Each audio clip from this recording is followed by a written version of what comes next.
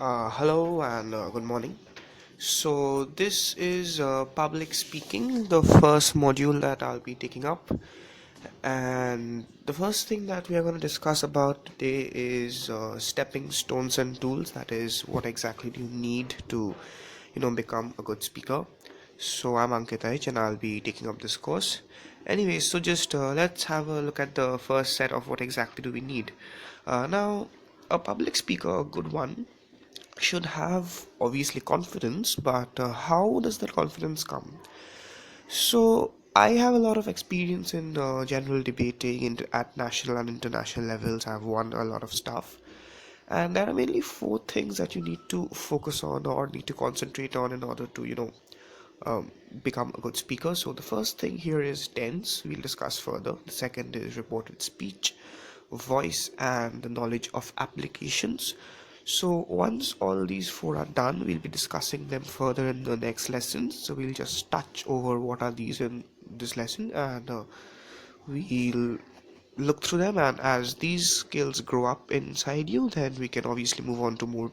So yes, as I was saying that before we actually move on to start off with these stepping stones, it's very important to know that what exactly are the points that a good orator or a good speaker is marked on.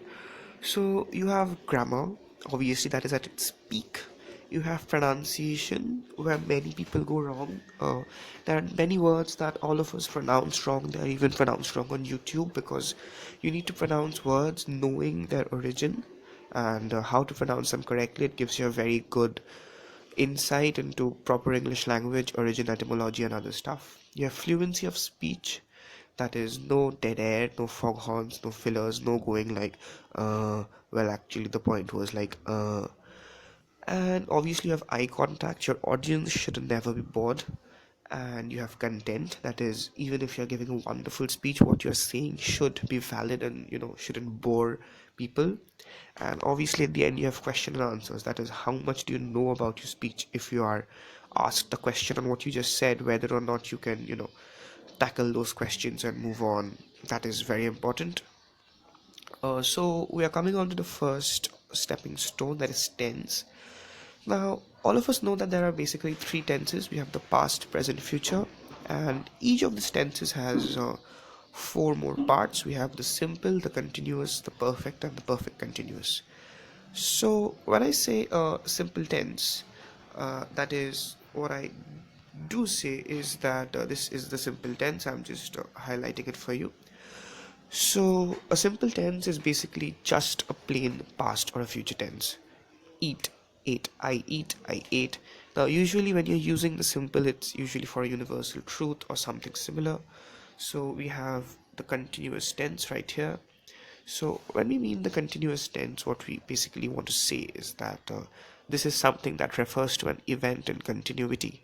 So, if it's a present tense, then it's something like it is raining or I am eating.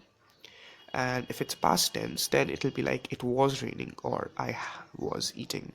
So that is the continuous tense, or I will be eating if you want to speak in the future. So this is the continuous tense. Now, the perfect tense is point where most people tend to get confused, because this is a tense that always keeps getting bizarre and has a lot of rules.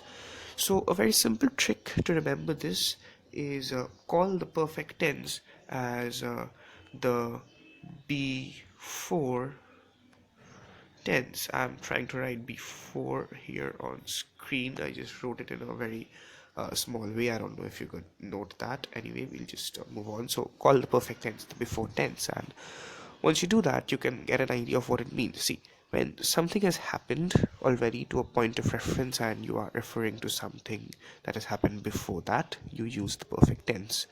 So a perfect tense is usually accompanied by either of the three words has, have, or had.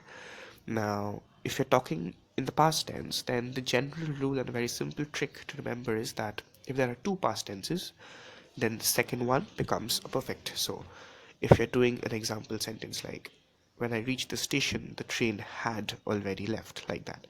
So, as we move on, we'll be discussing more about tense in our next lessons. We'll just move on to the stepping stones for this one, and we have perfect continuous right here.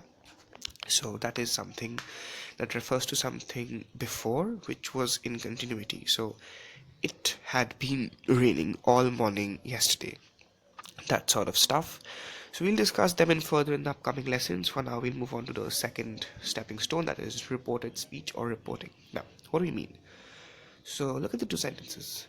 She said to him, "Please open the door." She requested him to open the door. Now, in the first case, we see that she is actually saying to him, and in the second case, a third person is reporting what he or she has said.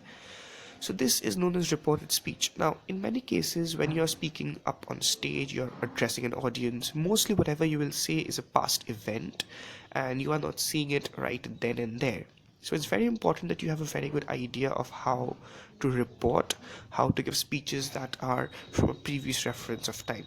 Now, how to do this, we'll obviously discuss in probably our third lesson, which we'll do about reported speeches. There are some general rules, there are ways you would go about this. As of now, we'll just move on to the next lesson, this next stepping stone, that is. But before that, we have another example of a reported speech right here. So we have, "Are you going to the party?" he asked. He inquired whether I was going to the party. So when you use what word, when you use requested, ordered, inquired, asked, we'll move on through everything. We'll have a very detailed lesson on reported speech in probably our third or fourth lesson. We'll tell you reference books to practice from. We'll give you a lot of guidelines, exercises, and everything possible. So for now, we'll just move on to the next speech, that is voice. So what is voice? Before you actually read the slide, then you should know that every sentence, everything that you say, you do, can be looked at from two sides. So there are two main voices. We have the active and passive voice. Now consider the two sentences given here. You have, "He stole my wallet," and "My wallet was stolen by him." See, one sentence can be said in two ways. So he switched off the light was switched off by him. The police caught the thief was caught by the police. So this is basically voice. There are lots of tricks and tips to know how to do this. There are thousands of exercises, and like the other lessons before, we'll go through them as well. For now, we'll just move on to the next stepping stone, that is obviously application. Now, this is very, very important and one of the most utmost important things that even good orators sometimes can get mistaken with. So, application and usage basically deals with which word you have to use when, and that is something that people keep getting confused about. So, words like when you use say and tell, accept and accept, affect and effect, eminent and imminent. So all of this is very important, and we'll obviously discuss about more about homonyms. So we'll, as I was saying, discuss more about homonyms, and we'll just see how words are confused and how to use them correctly. We learn about applications, usages when you use said. I said to him, I told him. There are a lot of stuff to know, long way to go before you can actually become a good orator, get up on stage. So that's almost everything that we have for our stepping stone slide. We'll just look onto the summary now. You have the tense, sense of reporting, voice, and applications are the main tools that a good orator should always have. Now, all these and much more add up to making you a good orator. Obviously, nothing can beat experience.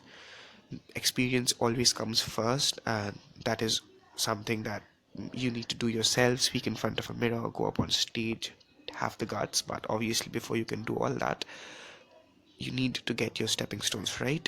And for all of that, we'll have upcoming lessons. We'll teach you, then we'll move on to vocabulary, maybe getting your confidence, knowing basic tricks and trips of the trade, how to do all that.